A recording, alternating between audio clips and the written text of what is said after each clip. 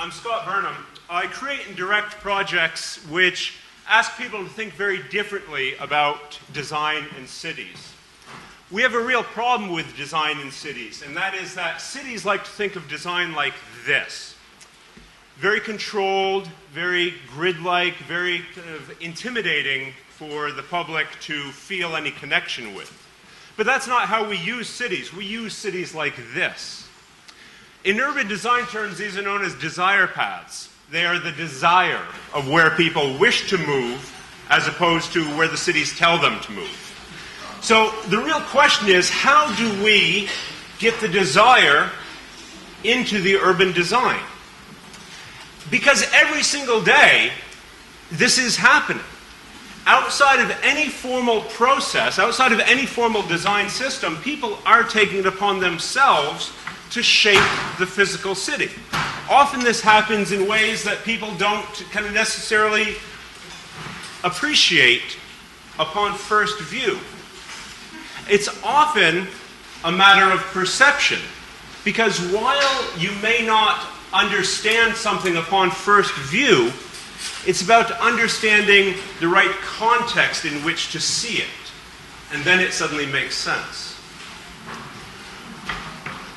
Toward this end, I created the project Urban Play. Urban Play was an experiment which basically asks, what if we put the people who use the city in charge of the design of the city? To use a software metaphor, what if we created a line of designed objects and areas and released it into the city in version 1 and asked the people of the city to move it to version 2? Everything about Urban Play was malleable. The signage, the posters, was a series of individual stickers placed upon tram stops. If someone wanted to come up and remix the sign, it was up to them. They could make the sign whatever they wanted it to be. We looked at things such as trees in the city. Now, trees are lovely, vitally important, and something I like a lot, but trees are very much part of kind of this top-down mentality. Someone else tells you where trees in the city are going to go. So I thought, what if we asked people where they wanted to put trees? What if we allowed everyone to put greenery wherever they wanted? Some very interesting things happen. People begin telling the city where greenery should be. Something as simple as wind can be a very creative force in the city. This project, Fishes in the Sky, a series of windsocks which look quite beautiful, kind of just animated by the passing wind over the bridges of Amsterdam. But it's up to the people to make sure that they're inflated. You need to turn these things to make sure the wind brings them to life. An amazing thing happens when you begin trusting people's intuition in the city. Cities don't trust their own people enough. People will respond, and people will begin inflating these wherever there happens to be a wind source in the city. Unlike this clicker. Wherever there's wind in the city, people will take advantage of it. Something as simple as sculpture in the city. The ultimate public sculpture, which actually has very little to do with the public at all. So what if we allowed the public to create public sculpture? Here's an opportunity. You just put it in place. There's no instructions, there's no directions, they're not even telling anyone what the purpose of this is. But people respond. People respond to opportunity. People who may not even understand part of the larger picture, but just want to have some fun. But this is all preamble to the real story inside the story, and that is the story of 7 coins. 7 pennies. The real story of Urban Play is the story of these 7 pennies. These aren't ordinary pennies. These pennies are part of a much larger family. A family of 250,000, actually. 250,000 pennies. Now, people love these pennies. Newspapers write stories about these pennies. People really feel deeply connected to these pennies. They separate them into buckets of the brightest pennies, of the dullest pennies, And now these pennies are part of a much larger design experiment. Cities are amazing things. What makes them especially amazing is you'll often find a really good grid system in cities. As anyone who's ever worked in design or illustration knows, the secret to kind of taking anything and scaling it up is you first grid it, and then you move it up to scale. Well, public spaces normally have perfect grids. So we took advantage of this and thought, well, here's an opportunity to use the city as a platform for something else. The city as starting point, a main topic of all my work, the city as platform. And if you took this grid system and you did something as simple as just trust people, just give people a tray of pennies and an A4 sheet of paper and say, your job is to make this piece of paper on this square. You don't have to do anything else. Make this sheet of design, make that design on that square. Now, when you begin opening this up and more people start working with it, something incredible happens. Is that this kind of collective creativity begins to take part. And more people join together, and more people are part of this larger thing. And it grows. And over time, it becomes bigger. But at the end of the day, everyone is just concerned with making one grid. Your role is to create this grid. But this grid is part of something much larger.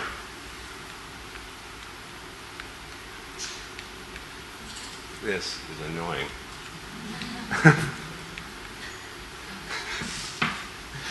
So, Timekeeper, I bought at least 30 seconds for that one.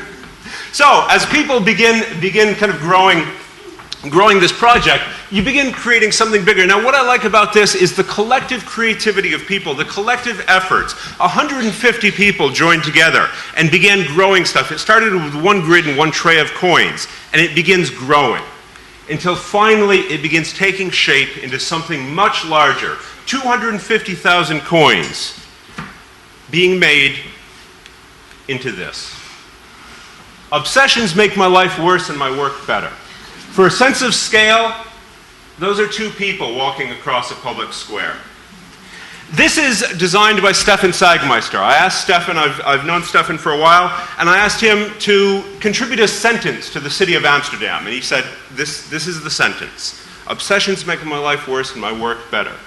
Now, obviously, when you look at this, you realize that there is a certain, shall we say, temptation. 250,000 coins, not fixed to any surface, free floating around. So obviously when people pass by, a certain kind of enticement might be there. And so when this was fixed and when this was launched, it was done, and then I came back that evening. A very interesting thing happened. I wonder how people will respond to this general lure. And this was the first thing that I saw, was people mixing it. People deciding that they were going to redesign it. A core element, this is why the coins are painted blue on one side, you may have wondered, because I'm a big believer also in that the finished product is almost never the finished product. The end result is only the beginning of the next step. And so there was an opportunity for people to redesign it. And as people reached in, they kind of realized, well, maybe I'll just kind of take this coin, oh wait, it's blue on one side, and the whole other process began to take over. And people were augmenting flowers, were highlighting things. And then another activity began happening. Within this, people saw that there was, you could flick it over, you could turn it, you could remix it, and then people were wondering, wait a minute, we need to kind of address the real situation here. And this became a dialogue of something much different. That night, when I came back, I saw this.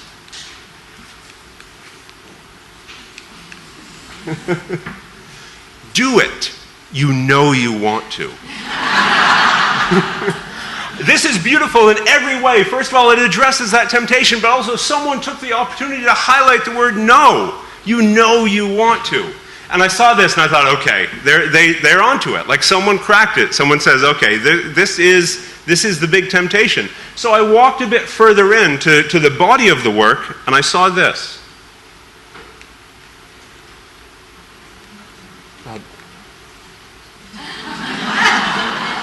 Don't do it. So this conversation began taking place between kind of the people who were already responsible for this work. And so I thought this was a really interesting thing. And then I went and I kind of went to bed that night. And I saw this great conversation. I knew something was going to take place, that, there was this dialogue taking place, and I thought that was great. And I went to bed, and the next morning I got up and got dressed really quickly and came out, and I wanted to see, the sentence. I wanted to see what other conversations were taking place, what other things were happening in this, and how was the general public responding to this, and all these things were going through my mind. What other conversations, what other floral augmentations would take place? And I was expecting so much, but I wasn't necessarily expecting. I never expect this to work, and especially now, but I wasn't expecting that. Now, I'm not sure if anyone understands just how many coins 250,000 coins are. It could probably fill right up to the light level of this floor. I mean, we're a lot of coins. So I'm standing there going, well, how is this possible? Because this was what I saw last night, and this is what I saw this morning, 8 hours later. And I knew people would steal it, and I knew people, would kind of take bits and pieces, and that was all part of it. It was all part of, would people remove certain letters? Would people remove the floral arrangements? It was all part of looking at how people creatively responded to this. What parts would people kind of chip away at? And so I was standing there, and then I made some calls. And I was asking people in kind of the neighboring flats and stuff. I said, could you tell me what happened to this? And finally, someone came to me and recognized me from the work and said, I'd like to tell you what happened. I'd like to tell you who's responsible for this. I said, yes, please, tell me who's responsible for this. It was the police. Now, let me tell you an interesting little story. The police knew about this work. I mean, how could they not? We've got 150 people working for a week on this sentence. So I called them up and I said, hi, this is Scott Burnham, and I think you might know something about this. They said, oh yes, it's about the artwork. And I said, yes, it's about the artwork. They said, don't worry, Mr. Burnham, it's secure.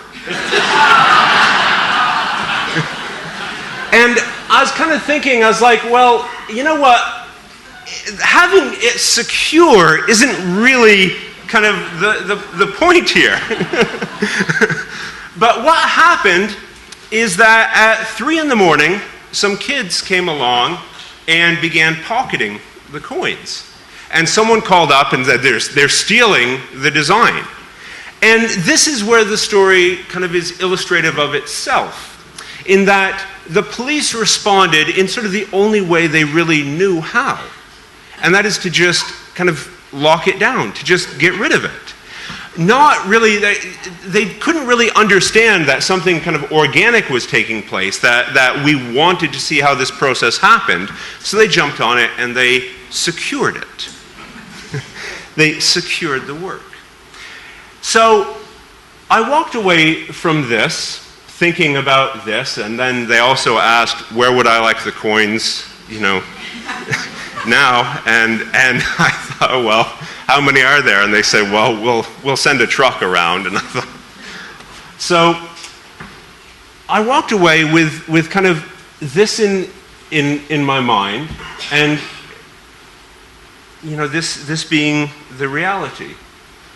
And then as I was kind of standing there remembering that the night before it looked like that, I walked away a bit sad. And as I was walking away from this in the direction of Central Station, I walked by the Muziekgebouw, which is just on the River Eye, and I saw something off to my right that caught my eye. And I was pretty out of it. I was on my way to either step off the bridge or drink heavily for the next 10 hours. And something caught my eye. It was those 7 pennies. That was all that was left. 250,000 coins and a week's work. I have those 7 pennies right here. And I travel with these 7 pennies, and I bring them around with me to different cities that I work in, because these 7 pennies taught me a very important lesson. And that is, the things we create will always go away, but it's the story of what we do that endures. Thank you very much.